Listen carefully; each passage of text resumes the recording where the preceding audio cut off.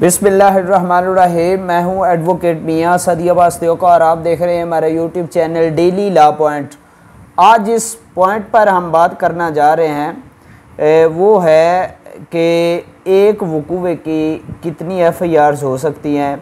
क्या एक वकूवे की 2 एफआईआर्स हो सकती हैं, एक से ज़्यादा एफआईआर्स हो सकती हैं, और अगर नहीं हो सकती तो फिर उसका क्या हल है, कानून में उसका क्या हल है, और क्रॉस वर्शन की जो टर्म है उसको हम किस एंगल से लेते हैं। ठीक है, ये बात वाज़ेह है, ये बात अया है कि सेक्शन 154 CRPC ज़ाब्ता फौजदारी का जो दफ़ा है 154, उसमें ये लिखा हुआ है कि अगर कोई कॉग्निजेबल ऑफेंस, अब कॉग्निजेबल ऑफेंस को हम कहते हैं काबिल दस्तअंदाजी, कि ऐसा ऑफेंस जिसमें बगैर अरेस्ट वारंट के जो पुलिस है वो किसी मुलज़म को गिरफ्तार कर सकती है।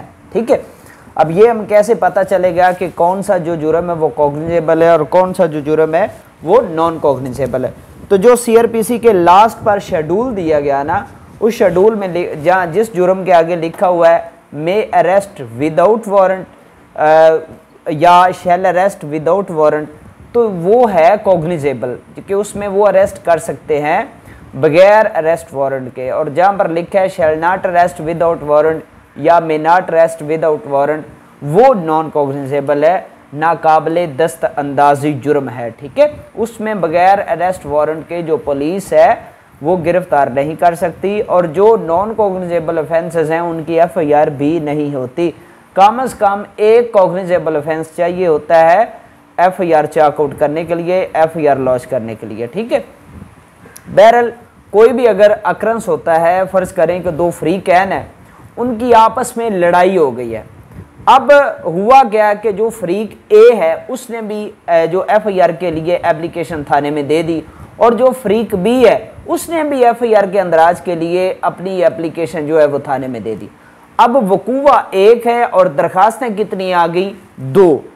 ठीक है, वकूवा 1 है, दरखास्तें FIRs के लिए 2 है। अब 2 अलग-अलग FIRs नहीं हो सकती। ठीक है, इसको डिसाइड भी किया, जो लेटेस्ट हमारे पास जजमेंट है वो 2022 PCRLJ 235 पेज है, उसमें इन्होंने डिसाइड किया कि जब भी काबिल दस्तअंदाजी जुर्म की इत्तला दी जाए, एक वकूवे की एक FIR कलमबंद की जाती है, दूसरी नहीं, और अगर एक वकूवा हुआ, अब एक FIR हो रही है, तो अगर एक फ़र्ज करे A पार्टी जो A है उसके एप्लीकेशन को मंजूर करके उसके एप्लीकेशन पर FIR दी जाती है, तो जो P का वर्शन है, जो B की एप्लीकेशन है, जो दूसरे फ्रीक की दूसरी पार्टी की एप्लीकेशन है, भाई उस पर कार्रवाई कैसे होगी, उनकी FIR कैसे होगी?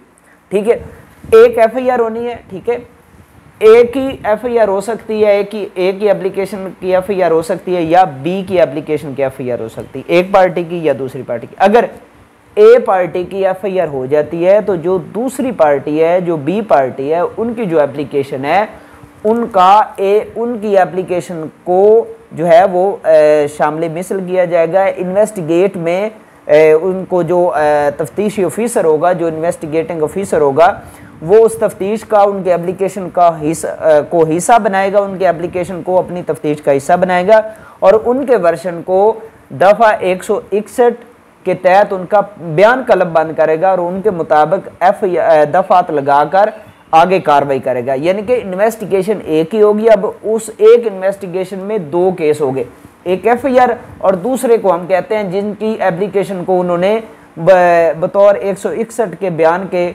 आगे उन पर दफात लगाकर मिसल में तफ्तीश में उनको आगे लेकर चलने, उसको हम कहते हैं क्रॉस वर्शन, कि एक का वर्शन FIR है और उसका जो क्रॉस वर्शन है, ठीक है, उसका जो अगेंस्ट वर्शन है दूसरी पार्टी का, वो उसे हम कहते हैं क्रॉस वर्शन।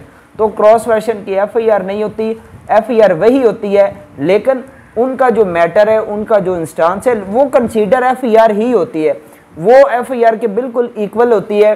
क्रॉस वर्शन में जब उनकी उनके बयान को, उनके एप्लीकेशन को 161 के तहत उनके बयान को कलमबंद किया जाता है, तफ्तीश में शामिल किया जाता है, तो उनके बयान पर जो जो दफ़ात बनती हैं उन दफ़ात को आज़ाद किया जाता है। उनके मुताबिक जो इन्वेस्टिगेटिंग ऑफिसर है, जो पुलिस ऑफिसर है, वो उन पर मुतहरक हो जाता है, अब क्रॉस वर्शन के जो मुलजमान है वो उनको भी गिरफ्तार कर सकता है, वो चाहे मुद्दई, वो FIR का मुद्दई क्यों ना हो, वो FIR के गवाह क्यों ना हो, ठीक है।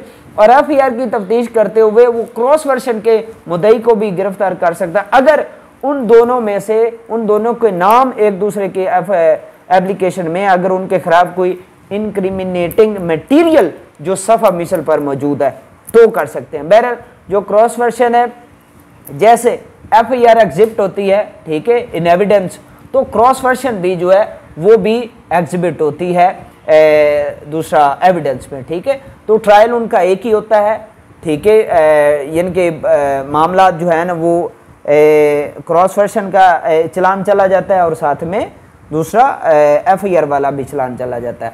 तो इस तरह जो मामला आते हैं वो सर अंजाम दिए जाते हैं।